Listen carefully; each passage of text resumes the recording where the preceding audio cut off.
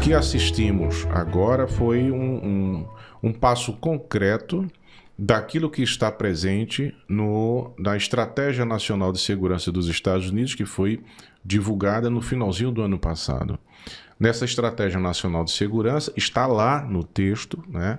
Eles falam do novo corolário Trump, a doutrina Roosevelt. Isso está no texto, né, da Estratégia de Segurança Nacional. Isso não é nenhuma tese, teoria minha.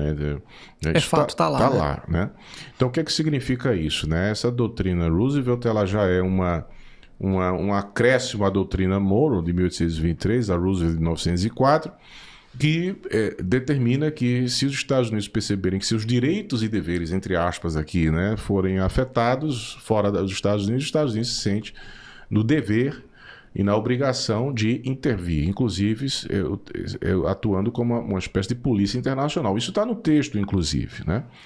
Então isso foi anunciado. A diferença é que aquilo não ficou apenas como palavras de ameaça, né? Então a ação dos Estados Unidos foi uma ação de violação da soberania da Venezuela, né, de invasão do território de um país soberano, de um sequestro de um presidente daquele país, a extração dele do poder para ser julgado pelas leis americanas. Mas o que torna tudo ainda mais chocante é porque o próprio Donald Trump, presidente dos Estados Unidos, numa declaração oficial, ele admite isso mesmo, que era para controlar o petróleo, né? E que inclusive os Estados Unidos ficarão na administração do país nesse período transitório, que ninguém sabe como isso se ocorrerá, né? Nem por quanto tempo. Que coloca até em questão a legitimidade de qualquer governante que estiver na Venezuela agora, né? Houve acordo, não houve, né, com os Estados Unidos, enfim, em relação a isso, né? Então é um fato que deixou o mundo alarmado. Não é a primeira vez, né? Eu vejo muitas notícias assim como se isso fosse uma espécie de o início de o que eu tenho chamado, viu, Luiz, de democracia armada, uma democracia militarizada, né? Não, né? Teve a invasão ao Iraque em 2003 sem nenhuma justificativa, né? Então ali, obviamente, porque estava distante de nós, né? Mas imagina o impacto para os povos daquela região para uma invasão que dizia que tinha arma de destruição em massa e não teve nenhuma arma de destruição em massa, era tudo pelo petróleo, né? O que acontece agora é que agora está na América do Sul esse tipo de... Está mais perto da gente. Está mais perto da gente, né? Então tudo isso torna o assunto muito mais apaixonante, apaixonado, né? O debate, né? O debate muito, muito difícil até, né? Para poder a gente fazer uma leitura dos desdobramentos disso. E claro que o contexto maior, como todos nós sabemos, tem a ver com a presença chinesa na América Latina. Está no texto da Estratégia Nacional de Segurança, né? Ele fala do nosso hemisfério ocidental, né? Até o Donald Trump, o Departamento de Estado dos Estados Unidos publicou uma imagem, né, no Twitter, né? Com a foto do Trump dizendo este é nosso hemisfério, né? O que a gente poderia traduzir como este é nosso quintal, né?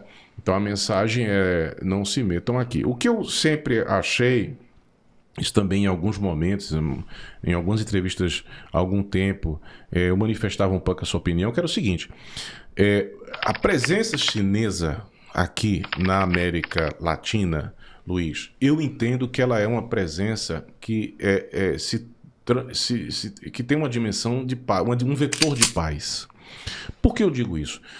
Porque se esse corolário Trump se concretiza no domínio estadunidense total sobre a região, os Estados Unidos terão para si uma quantidade de recursos naturais, não só para alimentar a população estadunidense em situações de guerra, mas também minérios, terras raras, né, que são importantes para a indústria bélica. Então, o controle dos Estados Unidos na região é algo que o mundo deve temer, porque isso pode impulsionar a decisão dos Estados Unidos de ampliar ainda mais a expressão, né, do seu poder coercitivo mundo afora. Isso, obviamente, é uma má notícia para a China.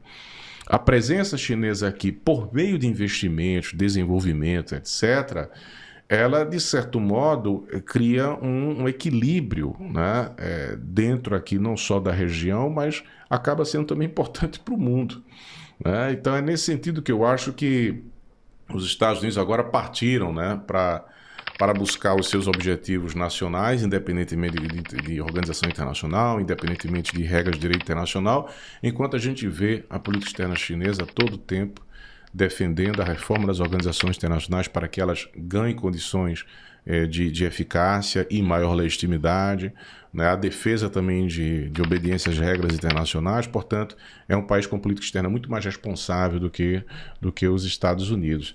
A ver quais são os desdobramentos, as declarações do presidente dos Estados Unidos são ainda mais preocupantes, né? Já fala até, inclusive, uma eventual intervenção na Colômbia, né? A Dinamarca já está preocupado lá com né? E a questão da Groenlândia. Então, torna, de fato, o mundo muito mais perigoso. E aí a grande questão, Luiz, que eu tenho me colocado é o seguinte: há espaços para ambiguidade diplomática nesse mundo hoje? Porque esse é um ponto que a gente tem que se questionar, né? Os Estados Unidos quiseram dividir o mundo agora recente entre democracias e autocracias. Não. Isso acho que é uma visão equivocada. A gente tem hoje, né, uma democracia armada, com uma política explícita de intervenção, agora já em plena execução, né?